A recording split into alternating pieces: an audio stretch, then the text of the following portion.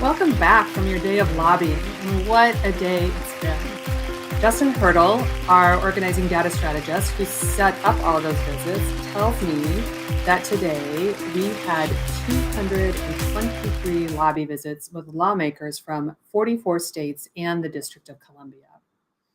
Great work. I know that members of Congress heard clearly our call for strong action to address police abuse. We want to see the George Floyd Justice and Policing Act passed to stop police murder and violence against Black and Brown people, to end the militarization of the police, and to enact legislation that begins to transform policing. Jose Santos-Was and Cameron Point, our lobbyists on this issue, will be following up specifically to press Congress to act on the Justice and Policing Act as a top priority in the 117th Congress. I'm so impressed. You were all over Capitol Hill, virtually that is. You visited 80 senators and 145 members in the US House of Representatives. That included visits to 135 Democrats and 90 Republican offices, building support for action. You showed that there is substantial interest in those congressional offices on this issue. Give yourself a round of virtual applause. The fact that 2 weeks after the election, the Friends Committee on National Legislation had 30 member-level visits is also a measure of the importance that members feel on this issue. Now we turn to a very exciting closing here. We have an exciting speaker to come up and an important award in the next few minutes. But first, I want to just tell you about another important goal that we've set for ourselves. That was to find 25 new sustainers, monthly donors to FCNL. And I'm happy to tell you we're almost there. We've had 24 households sign up, and we're happy to add one or more if there's anyone still wanting to join us. I am so thrilled to welcome Julian Castro. Julian Castro served as U.S. Secretary of Housing and Urban Development under President Barack Obama from 2014 to 2017. Before that, he was mayor of his native San Antonio, Texas, the youngest mayor in a top 50 American city at the time. In 2012, you may remember that he gave a rousing keynote speech at the Democratic National Convention, during which he described the American dream as a relay to be passed from generation to generation. In October 2018, Mr. Castro's memoir, An Unlikely Journey, Waking Up from My American Dream, was published.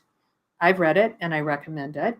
Secretary Castro launched People First Future in May to help elect bold, progressive candidates whose campaigns are focused on improving the lives of people they hope to represent. But before he did that, he was a candidate for President of the United States. Secretary Castro, you made the People First Policing Plan a cornerstone of your campaign.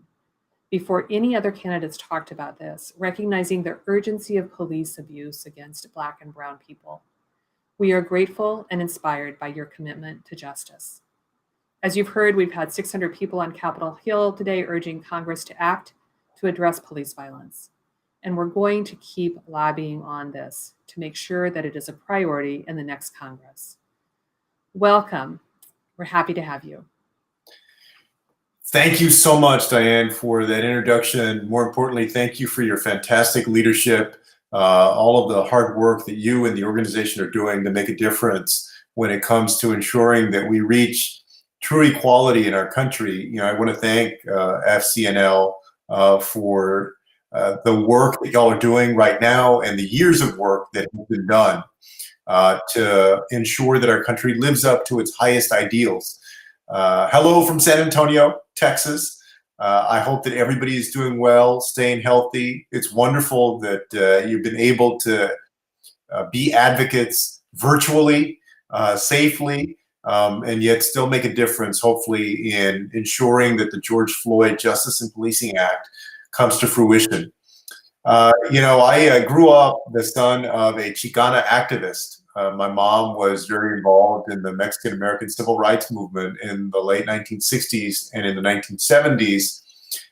When my brother Joaquin and I were growing up, she used to drag us to meetings and rallies and speeches and 3-hour organizational meetings when I was 9, 10, 11 years old that I just wanted to end.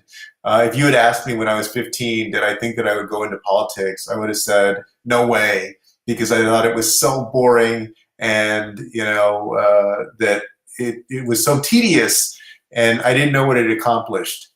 But all of these years later, I'm very thankful to my mother for her involvement in the democratic process, and showing me that all of us have an opportunity, I would say even a responsibility, if we can, to use our voice, to use our energy, our talent, to make a difference, to improve our communities and our country.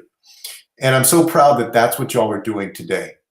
And that's what this organization has been dedicated to doing. I remember one time going with my mother and my brother when I was about 16 years old on election night in 1991 to the election night event for a candidate who was trying to become only the second woman mayor of San Antonio, where we grew up. And as we were leaving the election night event, walking in downtown San Antonio, my mom, my brother, and I passed this bus stop. And at the bus stop, there was a young mother waiting for the bus with her two young children. And she must have seen that we had these T-shirts on that said Maria for Mayor on them, the campaign T-shirts. And she kind of stopped us. And I'll never forget that she asked us, did we win? And I could tell by the way that she asked the question, the sound of her voice, and also the way that she looked at us, that she really wasn't asking, did our candidate win? She was asking, did she and her boys win? Did her family, did all of us win? I remember that moment because I've often thought that that's what our democracy and public service should be about. How do we all win? After this election, we're going through this season of optimism, I hope, about the chance to get back on the right track in this country. We can only all win if all of us are treated equally. And we know that one of the stains on this nation, one of the continued challenges, is the fact that in too many instances, police treat people of color, especially Black men and women in our country, differently. Too oftentimes they're treated with unnecessary violence, and even as George Floyd, murdered, their life taken without consequence. Passing the George Floyd Justice in Policing Act is an essential step to ensuring that our country is able to live up to its promise of equality. And I think of not only the victims whose names we know, George Floyd or Breonna Taylor or Eric Garner or so many others, unfortunately, but also of all of their families and of the people who learn about their story, of the young Black boys and young Black girls and children of color whose sights are a little bit dimmed because they fear that the same thing could happen to them, or parents who have to have that conversation today about what to do if their child is stopped by police, or grown adult Black men and women and people of color who have to worry just because they see a police vehicle behind them in traffic. We can make sure that we reimagine public safety in our nation so that our communities are safe, all of our communities, but also that the rights of each and every person in our nation are respected and their lives are valued. That's what we want. And I just wanted to thank you today for taking the time out of your day in these very unusual circumstances that we're living in 2020 to make a difference. And it does make a difference. A few years ago, President Obama reminded us that politicians need to be pushed. That oftentimes it's when you get folks in office out of their comfort zone that you're able to make the biggest difference in terms of policy. And That's true. Y'all may remember a couple of years ago when the Affordable Care Act was up for a vote in the Senate. In the couple of weeks leading to that, the United States Senate got more phone calls and more emails than they ever had before. And we don't know for sure which phone call or which email it was, or how many of them that made the difference. But the voice of the American people, a clear moral voice, made a difference. And that's what FCNL has been bringing, a clear moral voice for change, to live up to our highest ideals. It's admirable, it's necessary, and it's the time for it right now in this season of optimism, of hope for the next few months and the next few years in our country. And one day, because I know that this day is going to come, and hopefully sooner rather than later, when the George Floyd Justice and Policing Act is passed, and when all of those folks that I mentioned can breathe a sigh of relief because they can see law enforcement as being on everybody's side, including their side, instead of people that they have to worry about too oftentimes. I think our country will be better for it, and all of us can win. Thanks in part to your efforts today. Thank you. Thank you, Julian Castro. And I want to ask one question of you, and it's really something you referred to, but you talked about this being a season of optimism and hope, and I agree. I think we're all, those of us gathered here, are feeling a sense of possibility. And I will say that my faith and practice as a Quaker, to let my life speak, gives me a foundation and a sense of hope. But I admit that sometimes when I look at national politics and the slowness of change, I find myself challenged to keep talking to elected officials. You talked about your mom as an inspiration and people that you've met, your people first idea. But what personally inspires you? What keeps you going in this work? Thanks for the question. Yeah, I think this is something that all of us grapple with, right? Because progress is often, I mean, I would say almost always slower than we would like. I mean, what keeps me going is that we've seen progress made in our country. I remember being in Selma, Alabama in 2015 when President Obama stood and spoke at the foot of the Edmund Pettus Bridge, reflecting on 50 years since Bloody Sunday. And he spoke so powerfully about the undeniable progress that we still have to make, but also the progress that we have made in our nation. And I always remember that, and what I've been able to see in my own life, you know, that my grandmother came here almost 100 years ago in 1922 and raised my mom as a single parent, and my mom raised my brother and me as a single parent. My grandmother never even got an elementary school education. And then my mother was able to graduate from high school and go to college.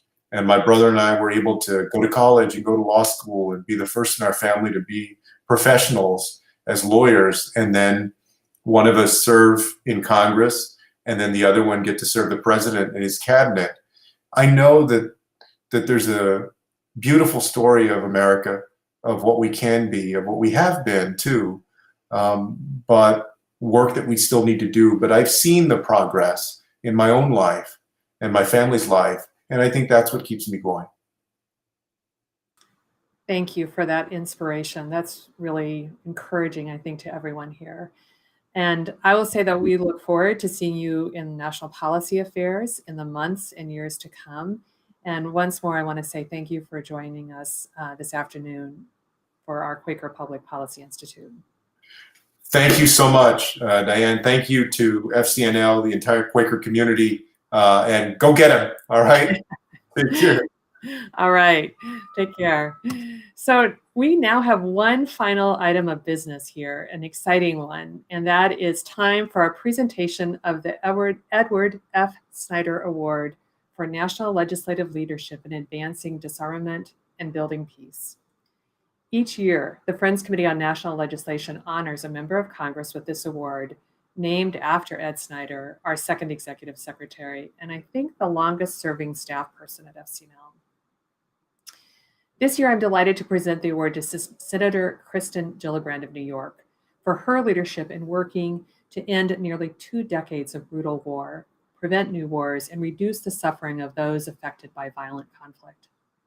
Throughout her decade in the Senate, Senator Gillibrand has centered her foreign policy agenda on repealing current authorizations for the use of military force, reasserting congressional war powers, and ending forever wars. Her steadfast efforts began in 2011 when she introduced an amendment to the annual Defense Policy Bill to repeal the 2002 authorization for the use of military force, or, as you all know, the AUMF, against Iraq. She came close to succeeding, but after the Obama administration claimed they still needed it to wind up the war in Iraq, the amendment lost 67-30. Senator Gillibrand did not give up. She continued along a path that has never been easy, but it is incredibly necessary. Our nearly 2 decades of seemingly endless war have come at a tragic price. At least 800,000 people have been killed, including approximately 335,000 civilians. And a further 37 million people have been displaced. We've spent over $6 trillion without making ourselves any safer, and in many cases, making the local situation even worse. Here at FCNL, we've had the privilege of collaborating with Senator Gillibrand in her office on several different initiatives to reclaim congressional authority over U.S. wars and to protect vulnerable populations who have been devastated by their effects. Last year, as some of you may remember if you were at the Advocacy Team Summit, Senator Gillibrand spoke about some of these efforts. She introduced her landmark War Powers Reform Resolution at that summit. This innovative proposal would repeal both the 2001 and 2002 AUMFs and require that any future AUMF be limited to no more than 2 years. This year, Senator Gillibrand spearheaded an effort to urge Secretary of State Pompeo and acting U.S. Aid Administrator Barca to restore $73 million of critical humanitarian assistance to war-torn northern Yemen. As you may know, Yemen is facing the worst humanitarian crisis in the world, with roughly 14 million people at risk of famine. We are also appreciative of Senator Gillibrand's work as a strong champion and co-sponsor of the Iran War Powers Resolution, which ordered the termination of hostilities against Iran following the Trump administration's assassination of General Qasem Soleimani last January. We've been encouraged to see Congress increasingly reasserting its constitutional prerogative as the body with the authority to determine whether and when the United States chooses war, and the responsibility to conduct robust and meaningful oversight of those wars. Senator Gillibrand's bold and persistent work has been crucial to turning the tide. All of us who seek a world free of war and the threat of war are heartened and inspired by the presence of such a strong ally for ending endless wars, increasing transparency and accountability for U.S. military actions, for providing vital assistance to the victims of violent conflict, and ending the outdated and overstretched AUMFs.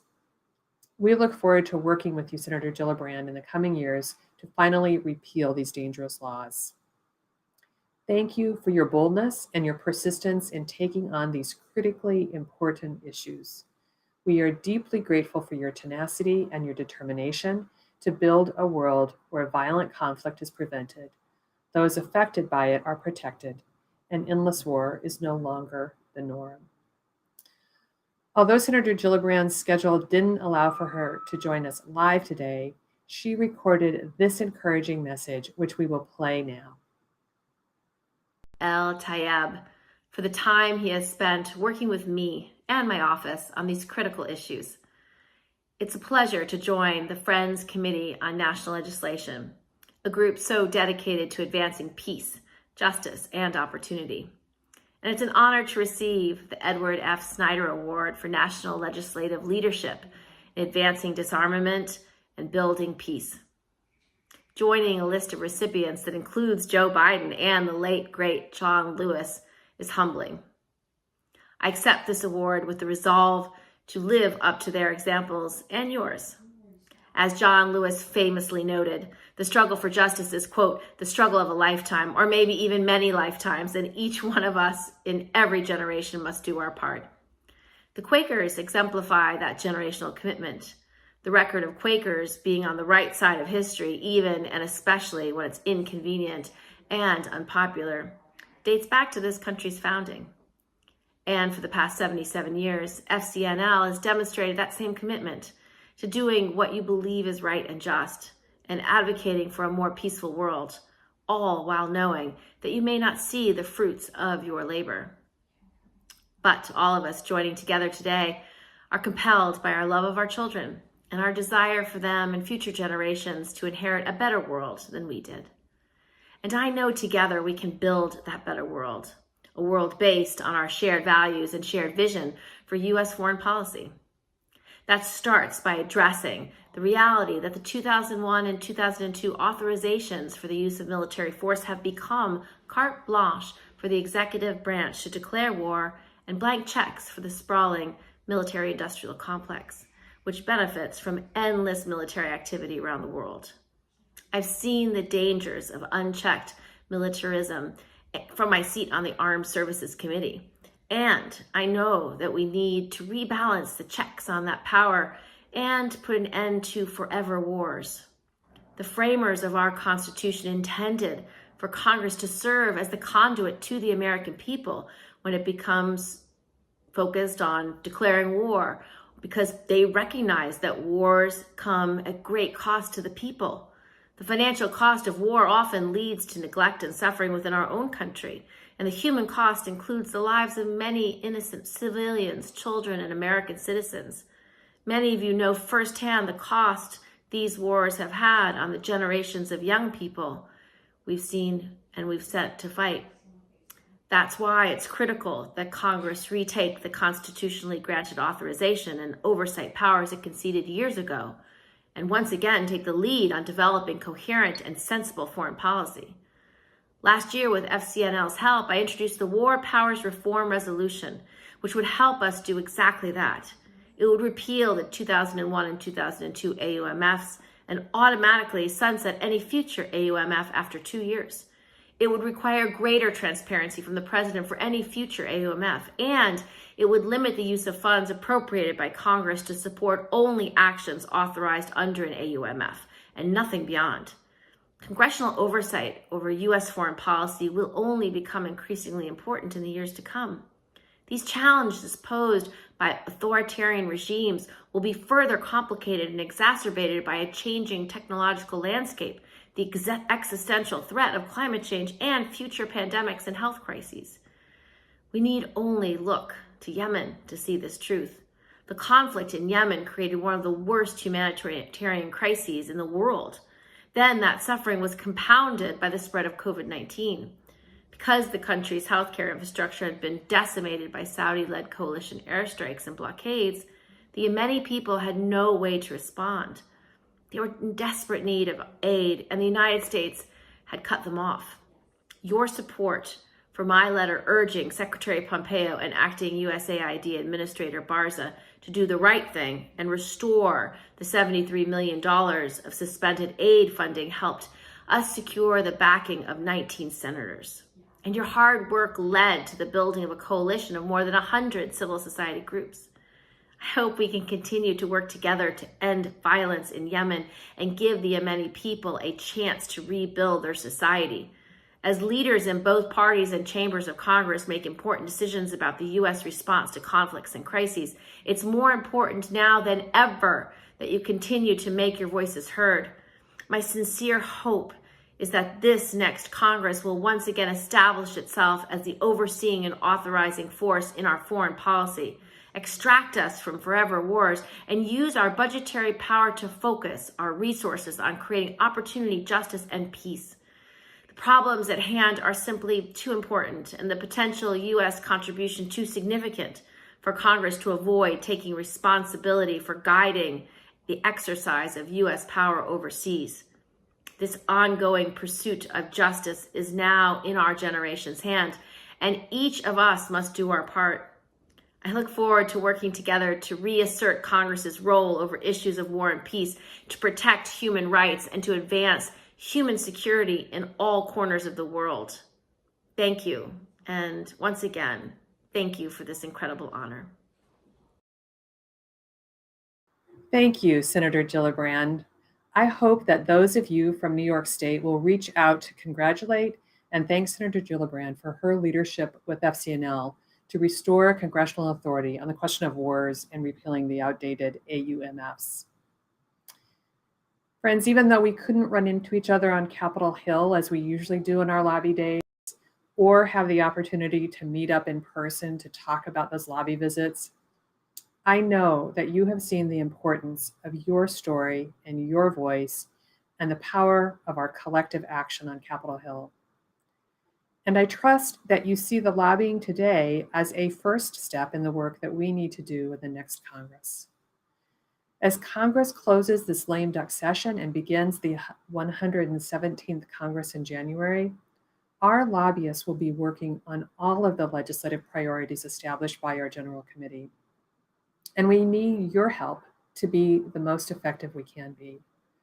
What happens early next year will really determine what happens in the next Congress on police violence and on so many other issues. So please keep working with us. Invite your friends and family to join us. You've seen that it's possible to lobby virtually, so make it a regular practice as we get through this pandemic and beyond. Thank you for all the ways you support FCNL, through your prayers and good intentions, through your financial contributions, and through your active advocacy with your members of Congress. We look forward to seeing you at future virtual events, such as Thursdays with Friends. We have one just 2 days from now, or on December 9th, pick up on how you can drive change in Congress with Sarah and Ashley. Follow us on social media, check out our website regularly, wear your mask when you leave home, and keep lobbying. Good evening to you all.